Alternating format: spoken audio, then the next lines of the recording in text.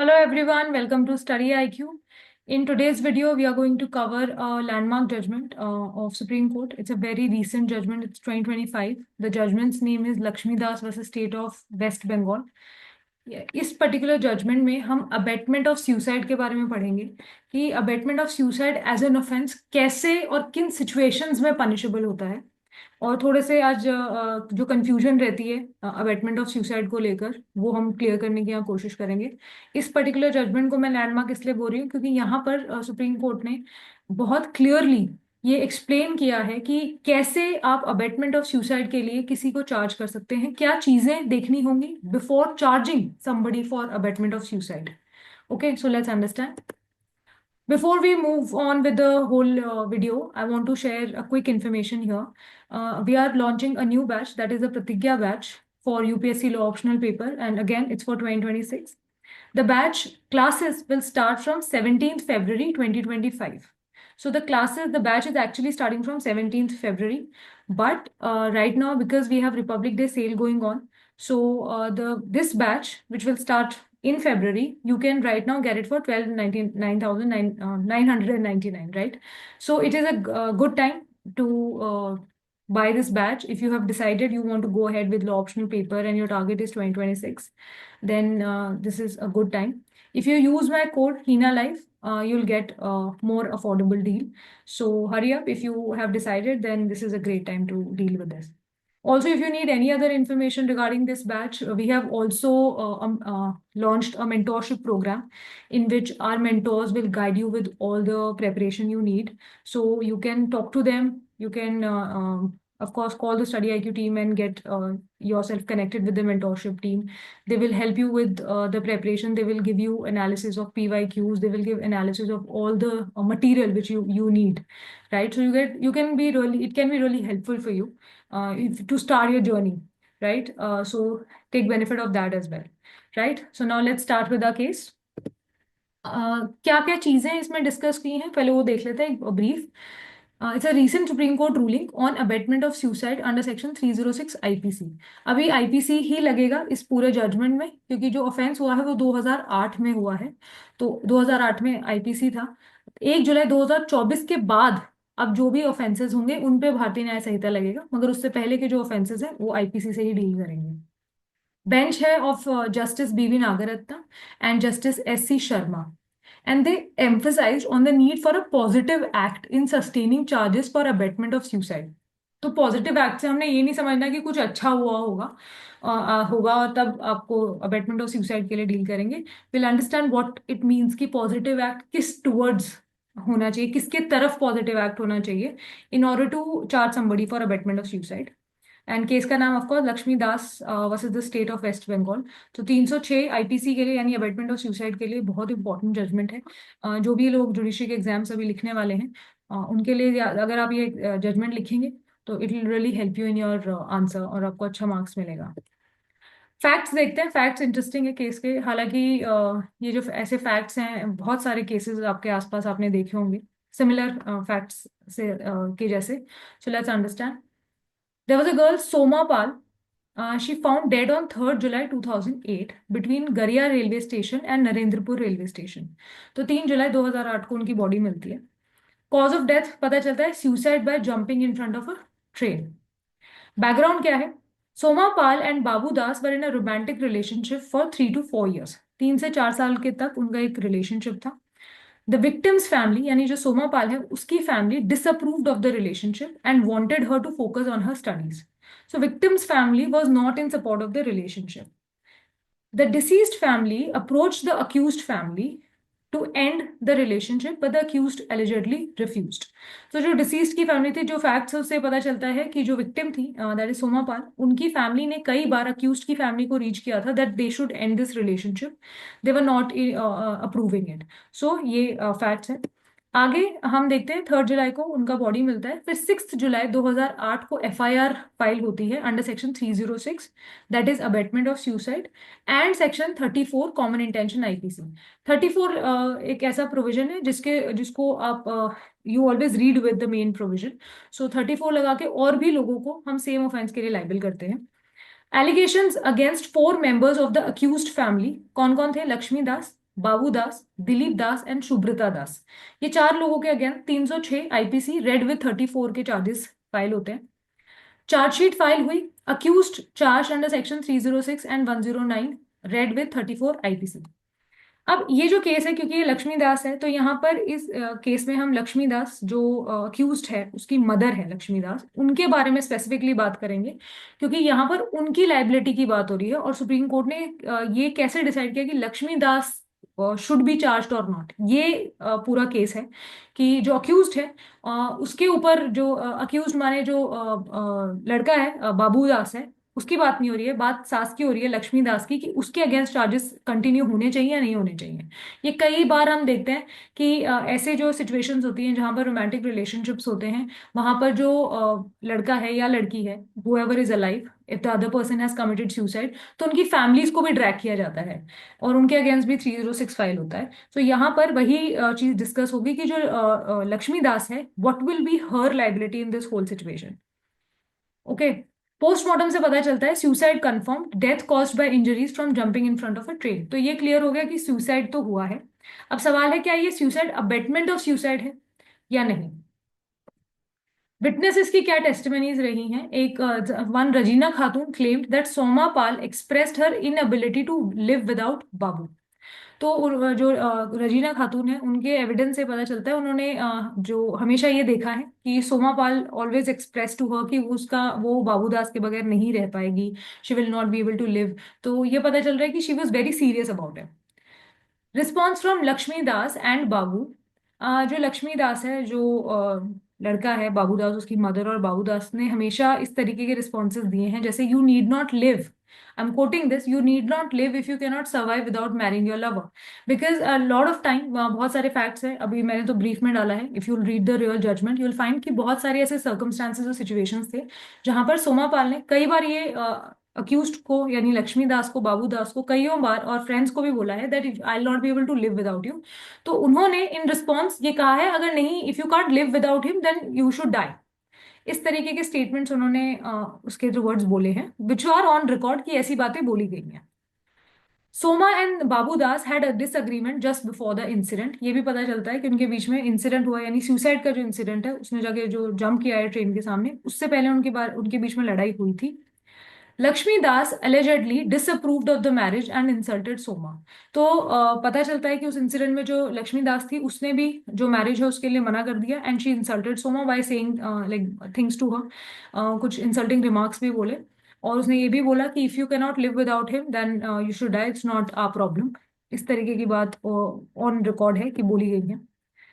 फिर दिलीप दास एंड सुब्रता दास का क्या हुआ, no specific allegations against them, so charges were quashed by the high court. जो दिलीप दास है, मैंने शुरू में आपको बताया कि चार अक्यूज थे, तो उसमें दिलीप दास और सुब्रता दास जो है, उनके अगेंस्ट कोई भी डायरेक्ट एविडेंस नहीं था, कोई विटनेस नहीं था। तो पता चला कि इनके अगेंस्ट तो कोई केस नहीं बनता, तो उनका तो जो उनके अगेंस्ट चार्जेस थे वो हाईकोर्ट ने क्वॉश कर दिए थे।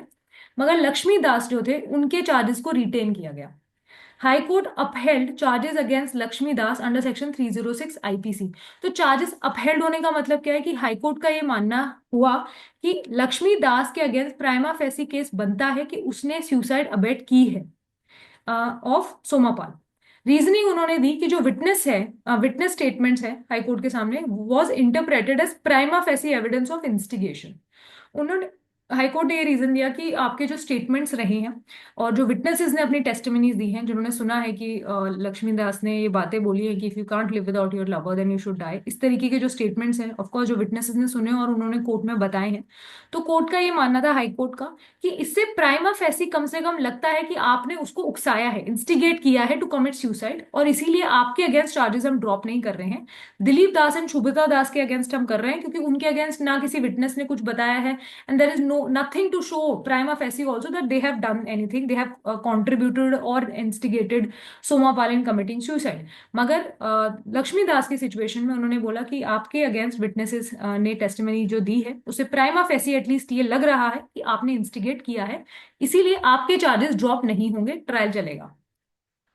लीगल फ्रेमवर्क क्या है, अब समझते हैं कि 306 आईपीसी का जो है अबेटमेंट ऑफ सुसाइड, उसके लिए क्या इंग्रेडिएंट्स चाहिए होते हैं कि कोई भी अगर आप ऑफेंस क्रिमिनल लॉ का देखेंगे तो उसके लिए कुछ इंग्रेडिएंट्स आपको फुलफिल करने होते हैं, जो भी बीएनएस नाउ और आईपीसी, आप कोई भी ऑफेंस देखेंगे जब उसकी डेफिनेशन पढ़ेंगे तो उसमें कुछ रिक्वायरमेंट्स हैं। Prosecution has to show all those requirements, has to prove all those requirements, and then we can say कि case is proved beyond reasonable doubt. उसी तरीके से 306 अबेटमेंट ऑफ सुसाइड के लिए भी कुछ रिक्वायरमेंट्स हैं जो प्रोसिक्यूशन को शो करनी पड़ेगी अगेंस्ट एनीवन। तो यहाँ पर लक्ष्मी दास के अगेंस्ट क्योंकि ये चार्जेस थे कि उन्होंने इंस्टिगेट किया है अबेटमेंट ऑफ सुसाइड, तो यही समझने के लिए we have to first understand what are the requirements of 306 IPC. So basically there are three requirements.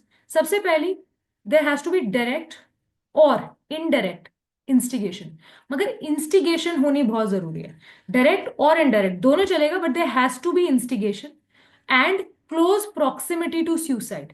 या प्रॉक्सिमिटी माने जो आपने इंस्टिगेशन किया है, कोई भी स्टेटमेंट बोला है, कुछ भी किया है, and the suicide happened directly, so there has to be direct relation कि आपने इंस्टिगेट किया and because of that instigation the suicide happened. Plus you also have to show mens rea intent to abate.